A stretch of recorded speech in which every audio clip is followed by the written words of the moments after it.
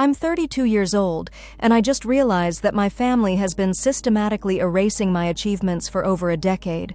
It started with what I thought was a simple scheduling conflict around my college graduation, but what I discovered was so much deeper and more calculated than I ever imagined. And the way I finally learned the truth changed everything about how I see family loyalty, self-worth, and what it means to truly celebrate someone you love. My name is Sarah, and I'm the middle child in a family of 3. Growing up, I always felt like I had to work twice as hard for half the recognition. My older brother Marcus was the golden child, star athlete, charismatic, the one who could do no wrong. My younger sister Emma was the baby, the artistic one who got away with everything because she was just so creative and free-spirited. And then there was me, the responsible one, the one who got good grades quietly, who helped with family finances when times were tough, who never caused any drama. I should have seen the pattern forming much earlier, but when you're living inside a family system, it's hard to recognize the dysfunction until something forces you to step outside and really look at it. That something was my master's degree graduation in May 2019. I had been working toward my master's in public health for 3 years while working full-time as a research coordinator at a major hospital. It wasn't easy. I was pulling 12-hour days at the hospital, then coming home to write papers and study for exams. I had sacrificed weekends, vacations, and social events to make this degree happen. My parents knew how hard I was working because I had moved back home temporarily to save money and pay for school without taking on massive debt. During those 3 years, I watched my family fly across the country multiple times for Marcus's various achievements. When he got promoted to district manager at his company, they flew from our home in Ohio to celebrate with him in California. When he bought his first house, they were there for the housewarming party. When he ran his first marathon, they were at the finish line cheering. Each trip cost them probably $1,500 to $2,000 between flights, hotels, and meals, but they never hesitated. For Emma's achievements, it was the same story. Art gallery opening in New York? They were there. When she got into a prestigious graduate program for fine arts in Portland, they flew out to help her apartment hunt and get settled. Every milestone was treated as a family celebration worthy of time, money, and coordinated effort. So, when I told them in January 2019 that my graduation was scheduled for May 18th, I assumed they would start planning. I had earned my degree with a 3.9 GPA while working full-time. I was graduating summa cum laude and had been selected to give the student address at the ceremony. This was the culmination of years of hard work, sacrifice, and determination. My mom's first response was to check the calendar and start talking about booking flights. I felt this warm surge of excitement. Finally, my family was going to be there to celebrate something I had achieved. But then the delays started. First, my dad said he needed to check his work schedule because May was always busy season for his accounting firm. Then my mom remembered that Emma had mentioned something about a potential art exhibition around that time. Marcus said he'd need to see if he could get time off, but his company was in the middle of a major project launch. Weeks passed with no concrete plans being made. Every time I brought it up, there was another delay, another excuse, another need to check something else. Meanwhile, I watched them book flights to attend Marcus's company retreat in Denver, a work event that he had told them they didn't need to come to, but they wanted to make a family vacation out of it. In March, Marcus called to tell them he had decided to finally finish his bachelor's degree through an online program, and his graduation ceremony was scheduled for May 25th in Los Angeles. Within 2 days, my parents had booked flights, reserved hotel rooms, and started planning a big celebration dinner. When I pointed out that this was just 1 week after my graduation, my mom said they could probably only afford 1 trip that month. I felt something shift inside me in that moment. It wasn't just disappointment.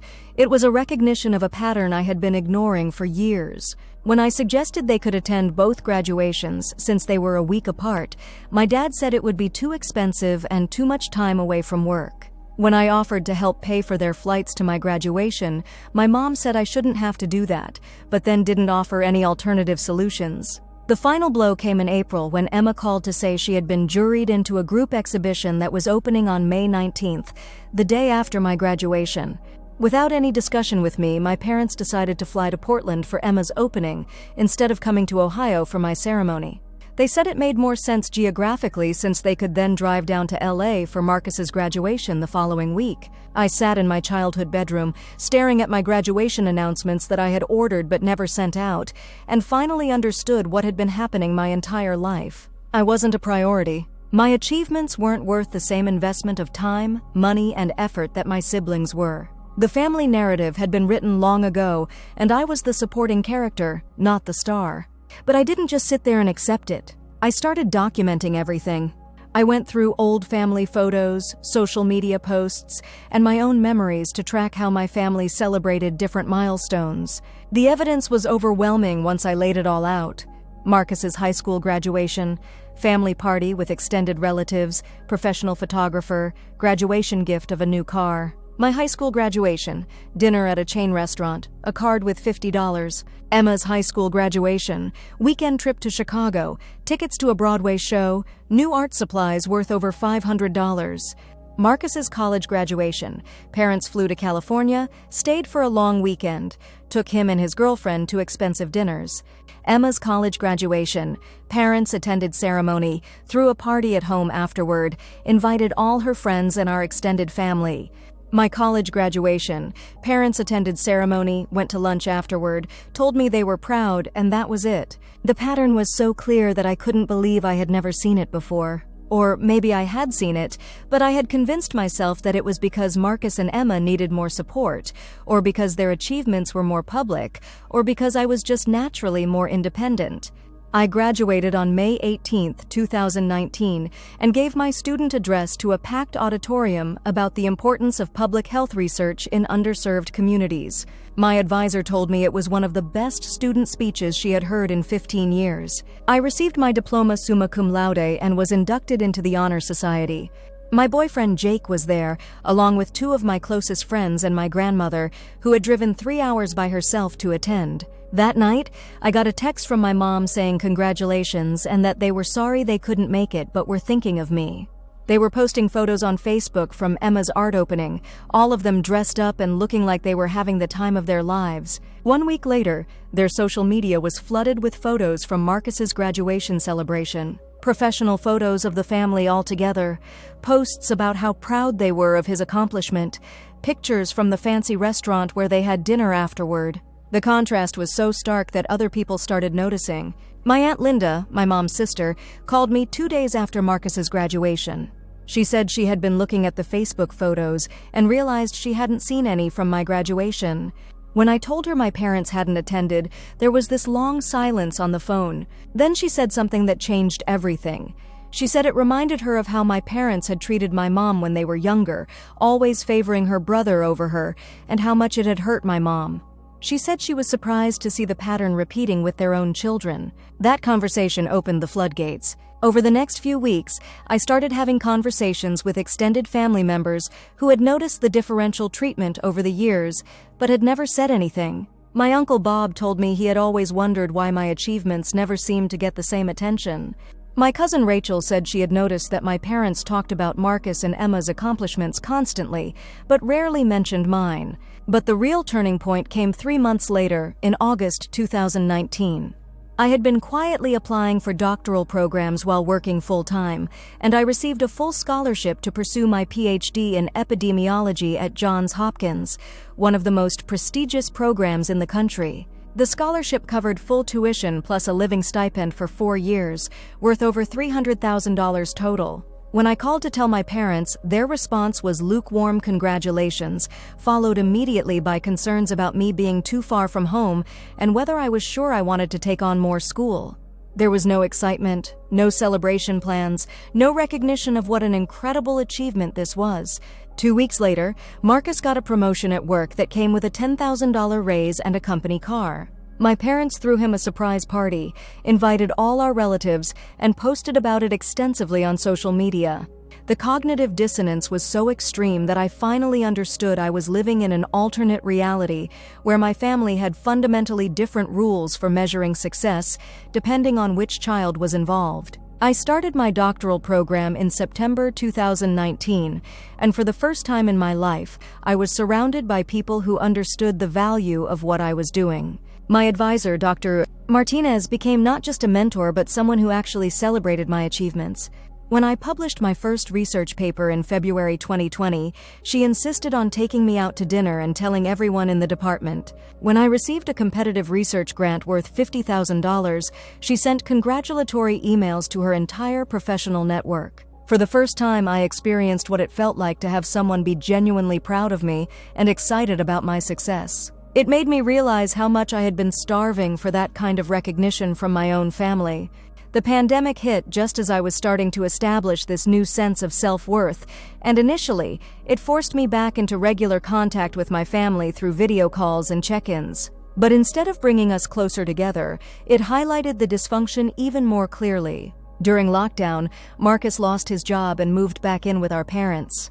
Suddenly, every family video call was about supporting Marcus through this difficult time, helping him find new opportunities, and making sure he felt loved and valued. Emma's art career was also struggling because galleries were closed, so she became another focus of family concern and support. Meanwhile, I was working on COVID-19 research that was being cited by public health officials and helping to inform policy decisions. I was putting in 16-hour days analyzing data and writing reports that were being used by hospitals and government agencies. But when I tried to share updates about my work, the conversation would quickly shift back to Marcus's job search or Emma's latest art project. The breaking point came in November 2020. I had been working on a research study about COVID-19 transmission in nursing homes, and our findings were being presented at a major international conference. I was the lead author on the study, and this was a huge career milestone. The research had real implications for protecting vulnerable populations, and I was genuinely excited about the potential impact. When I told my family about the presentation, my mom's response was to ask if I thought Marcus might be able to network with people at the conference to find a job. She suggested I could introduce him to people in healthcare administration since he had some management experience. I hung up the phone and just sat there in my apartment, finally understanding that my family would never see me as anything more than a resource to be used for other people's benefit. My achievements weren't worth celebrating. They were just opportunities to help my siblings advance their own careers. That night, I made a decision that changed everything. I stopped trying to get my family's approval and started building relationships with people who actually valued me. I threw myself into my research, my friendships with fellow graduate students, and my relationship with Jake, who had been patiently watching me struggle with family dynamics for years. Over the next year, my life transformed in ways I never expected. Without the constant drain of trying to prove myself to people who were determined not to see me, I had energy to excel in ways I never had before. I published 3 more papers, received another major research grant, and was invited to present my work at conferences around the world. In spring 2021, I received an offer to join a prestigious research institute as a postdoctoral fellow after finishing my PhD. The position came with a salary that was higher than what Marcus had been making before he lost his job, plus benefits and research funding. It was validation that my work mattered and that I had real value in my field. But the most powerful moment came in June 2021, when I received an email that changed everything. The American Public Health Association had selected me as the recipient of their Early Career Researcher Award, recognizing exceptional work by doctoral students in addressing health disparities. The award came with a $10,000 prize and would be presented at their annual conference in front of thousands of public health professionals. I was the youngest person ever to receive this award, and the recognition meant that my work was being acknowledged at the highest levels of my field. This wasn't just a graduation or a promotion. This was recognition that I was making a real difference in the world through my research. When I called my parents to tell them about the award, their response was polite congratulations, followed by an immediate pivot to talking about Emma's latest art project. There was no excitement, no questions about what the award meant, no recognition of how significant this achievement was. That's when I realized I was done. I wasn't angry anymore. I was just finished trying to extract blood from a stone. I had proof that I was successful, valuable, and worthy of recognition. I didn't need my family to validate that for me anymore. I started setting boundaries that I had never enforced before. I stopped calling home every week. I stopped sharing updates about my work and achievements. I became polite but distant, treating my family like friendly acquaintances rather than people whose opinions shaped my self-worth. The change was so dramatic that my parents finally noticed. In August 2021, my mom called to ask if everything was okay because I seemed different. When I calmly explained that I had realized we had different priorities and communication styles, she got defensive and accused me of being dramatic and oversensitive. But then something unexpected happened. My Aunt Linda, who had been watching these family dynamics for years, decided to speak up at our family reunion in September 2021. In front of extended family, she started talking about my research and the award I had received. She had looked up my published papers and could speak knowledgeably about the impact of my work. Other family members were shocked to learn about my achievements because my parents had never mentioned them. My grandmother asked why she hadn't heard about the award, and my uncle wanted to know more about my research. Suddenly, I was surrounded by relatives who were genuinely interested in and proud of what I was doing. My parents looked embarrassed and uncomfortable as they realized that their dismissive treatment of my achievements was being exposed in front of the entire extended family. For the first time, they had to confront the fact that other people found my work impressive and worthy of celebration. After the reunion, my mom called me crying and apologizing. She said she didn't realize how much she had been dismissing my achievements and that she was proud of me. But when I asked her specific questions about my research or my career goals, it became clear that she didn't actually know anything about my work beyond the basic facts. I realized that her apologies were more about managing her own embarrassment than about genuinely understanding what she had done wrong. She wanted to be forgiven without doing the work of actually learning about my life and achievements. Over the following months, I implemented boundaries that protected my emotional energy while still maintaining some family connection. I stopped expecting my family to celebrate my achievements the way they celebrated my siblings. I found my validation through my mentor, my colleagues, my boyfriend, and the communities of researchers who understood and valued my work. In December 2021, I successfully defended my doctoral dissertation and received my PhD. Jake planned a celebration dinner with my closest friends and colleagues, people who had actually supported me through the process and understood what it meant.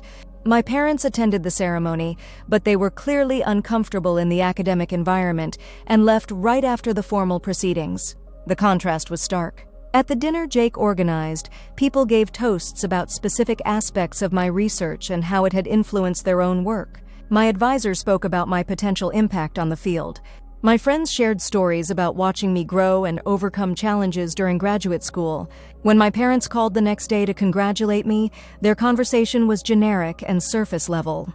They were proud that I had finished, they said, but they didn't understand what I had actually accomplished or why it mattered. That's when I finally understood that I had been asking the wrong question for years. I had been wondering why my family didn't celebrate me the way they celebrated my siblings, but the real question was why I was still seeking validation from people who were fundamentally unable or unwilling to see me clearly.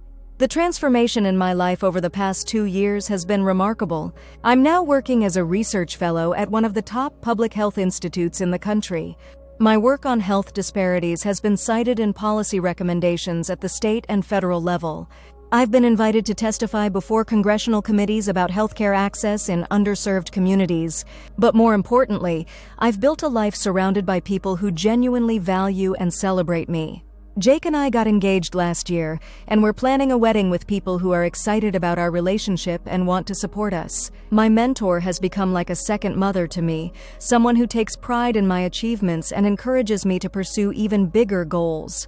I've also started speaking at conferences and writing articles about family dynamics and academic achievement, helping other people who have experienced similar patterns of dismissal and favoritism. It turns out that my experience is unfortunately common, especially among high-achieving women who have been cast in supporting roles within their families. My relationship with my parents has stabilized at a level that works for me. They're not bad people, but they're limited in their ability to see beyond the family roles they assigned to us decades ago. I don't expect them to change, and I don't need them to change for me to be happy and successful.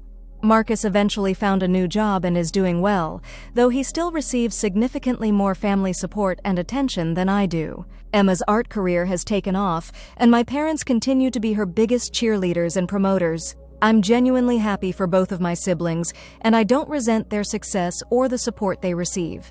What I resent is the years I spent trying to fit myself into a family narrative that didn't have space for who I actually am. I resent the energy I wasted trying to prove my worth to people who had already decided I was the supporting character in their story.